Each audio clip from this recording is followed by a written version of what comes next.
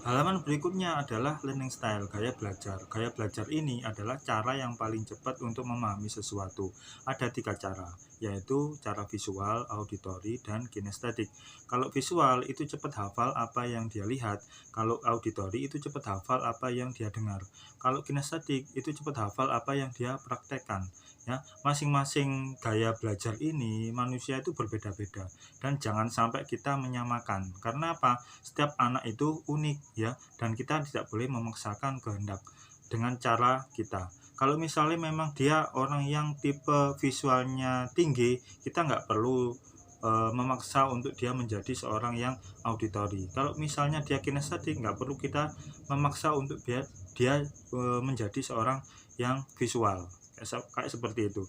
Nah, kita lihat grafik ya, grafik yang tinggi ini menunjukkan yang paling cepat untuk memahami sesuatu, dan setiap grafik yang tinggi itu pasti nilai angkanya terendah. Angka terendah adalah aspek genetik yang paling tinggi. Maka kalau misalnya anak itu visualnya tinggi ya, biasanya dia tuh nggak suka kadang-kadang mendengar ya, hanya sekedar praktek itu nggak suka. Dia kalau misalnya baca kalau konsentrasinya full, dia biasanya di apa dipanggil sama temennya itu kadang-kadang nggak menghiraukan. Kalau konsentrasinya full, itu biasanya eh, apa bisa menghafal apa yang dia lihat.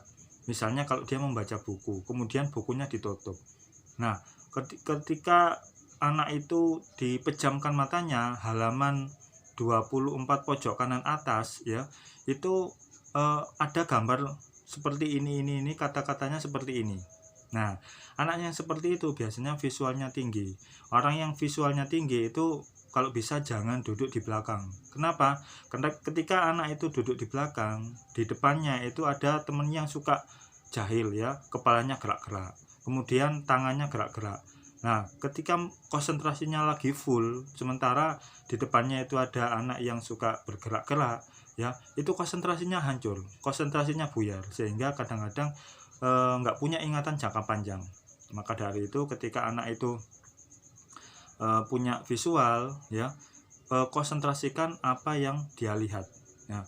Anak kadang anak yang mempunyai visual yang tinggi, ketika disuruh ibunya untuk beli beras, kemudian cabai, ketumbar, kemiri dan lain sebagainya, dia biasanya langsung bergerak ya. Sampai di pasar ya, ternyata dia lupa, waduh lupa saya tadi disuruh apa ya. Nah, kadang-kadang seperti itu.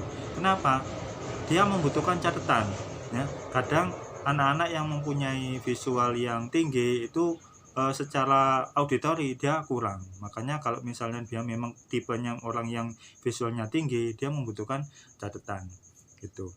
Yang kedua adalah auditori. Auditori itu adalah cepat menghafal apa yang dia dengar.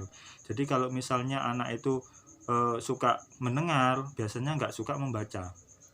Ketika anak itu mendengar ya, dia hafalannya lebih kuat ya. Makanya kadang-kadang ketika waktu ujian nilainya bagus. Waktu dalam proses belajar dia nggak terkesan belajar, dia nggak terkesan suka membaca, tapi dia cukup hanya mendengarkan aja, insya Allah dia bisa hafal apa yang dia dengar. Biasanya anak yang auditorinya kuat itu biasanya diberi diskusi ya, diberikan penjelasan secara lisan, itu lebih senang dengan hal-hal yang seperti itu. Kemudian kalau kinestetik itu cepat hafal apa yang dia kerjakan. Anak-anak yang mempunyai kinestetik tinggi itu biasanya nggak suka diem, dia suka gerak. Dalam konsentrasi pun tangannya itu kadang-kadang kalau nggak gerak digerakkan, dia susah konsentrasi. Makanya kalau anak misalnya belajar tangannya gerak-gerak, jangan dimarahi, karena anak yang seperti itu butuh yang namanya gerak, memudahkan untuk dirinya konsentrasi. Atau misalnya kalau dia belajar itu sambil jalan-jalan, belajar sambil menggerakkan tangan, menggerakkan kaki ya. Jangan kalau memang tipenya seperti itu ya, memang biarin aja. Dan ketika dia kalau memang sudah belajar, kita tanyain dan ternyata jawabannya benar, berarti dia memang sudah belajar.